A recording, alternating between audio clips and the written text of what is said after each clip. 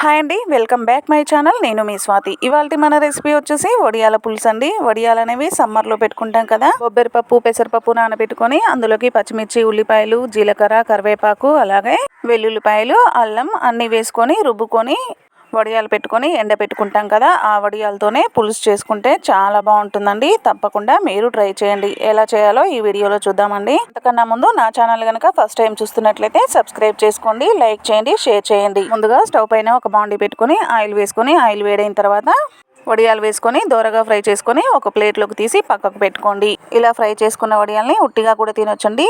Taste కూడా చాలా బాగుంటాయి. పిల్లలు కూడా చాలా ఇష్టంగా తింటారండి.